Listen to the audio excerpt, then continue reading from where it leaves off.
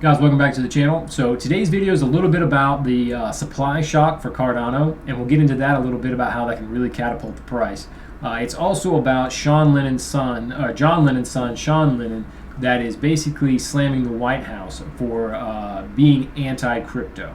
So the younger son of the legendary Beatles magician John Lennon, Sean Lennon, is known for his pro-crypto stance and also his pro-Bitcoin stance. He's taken to Twitter to comment on a recent live stream video published by Cardano's founder Charles to support his thesis.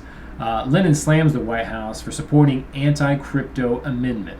Now again, that's, he's slamming the White House for being anti-crypto, not Charles. But Lennon tweeted that the crypto industry is about returning power to the people and taking it back from the banks and the governments. For this reason, he says, crypto is a major threat to the economy and the governmental basic monopoly. Thus, he is not surprised that the White House has supported the amendment to the crypto taxing initiative suggested by Senator Portman.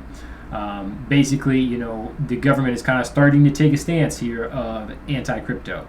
We've seen this happen with the stable coins, how now they don't like stable coins and they want to push all stable coins out and, outlaw all the others, but then, of course, make their own central bank stable coin. So, this is kind of a little shift here. They've been real late to the game. I think real late to the game, the U.S.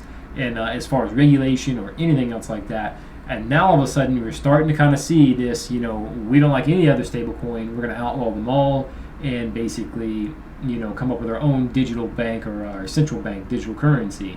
And now all of a sudden, there's a new amendment now that is basically anti-crypto. It's all going to kind of get more and more negative here, and I think it's going to get to a point where it's going to get to a head, and we're really going to have to fight for what we have, or it's going to be completely outlawed in the U.S. Which, it isn't the end of the world because there's still plenty of countries out there that will adopt it and accept it, but it is a problem for people like me that are in the U.S. that are going to have trouble with this. So Lennon supports the recent message to the crypto industry delivered by Charles in a live stream, where he calls for the industry-wide response to the tough crypto taxing initiative and the anti-crypto U.S. senators and congressmen. So even, Charles is on the same side here, and they're trying to join together here, which would be, I think it's going to be needed. You know what I mean? As much as this community is, and as big as this community is, it's still going to be really hard to fight the White House and fight the most powerful government in the world. It's not going to be easy. But in another tweet, when replying to a comment, Sean Lennon reminded prominent traders and crypto blog Ivan on Tech about the existence of powers that are always against tech progress, since the new machines will push them out of business. So he's even been commenting on Ivan on Tech, which is another big YouTube guy, and pushes a lot of stuff on Twitter as well. Now Lennon says bankers are against crypto because they are afraid to lose their astronomical profits and power, and he's come to the U.S. government to support them. So yeah, basically, these banks and stuff are going to sit behind the U.S. government, between the banking stuff, the DeFi stuff, even they want to get some of the insurances, as cheap as the insurance is here on some of these private projects, you could have the amount of money that insurance companies make is astronomical. It's up there with the bankers. Everybody in the world pays, for car insurance, or at least everybody in this country pays for, $100, $200, $300 a month for car insurance. But you may go your whole life without ever using that. That's a huge amount of money that's put away there, that they have.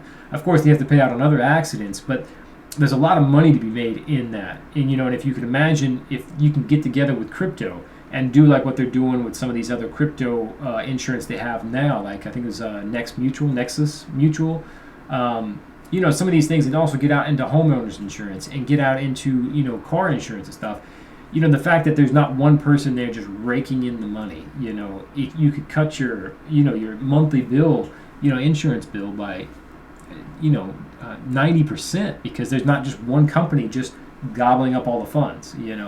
It's a pretty crazy system, and crypto can really help change everyone's lives, even here in the U.S., let alone people, in Africa and other countries like that, in El Salvador.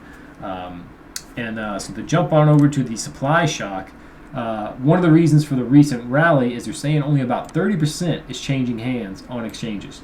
So that's a huge, squeeze on price, or squeeze on supply, which there's not enough to go around, not enough sellers to go around for the buyers. So of course the price is going to rise, and that's basically what's pushing us higher.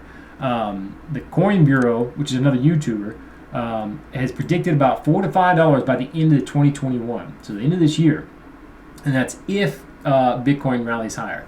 Honestly, if Bitcoin rallies higher, I could see us easily like doubling that. I could see us easily at $10. There's just way too much hype right now, way too much going on, and as soon as we get the smart contracts launched, it's not just going to be that's it. Then there's a new project and another new project and another new project, and there's going to be constantly new projects being added to Cardano. And I mean, it's going to be for like the next 2 or 3 years, and then once, even when all the new projects on there, you're also going to get everything coming over from Ethereum. It's just going to continue to grow and grow and grow. It's not just going to stop at $5 or $10. It's going to continue to grow like crazy.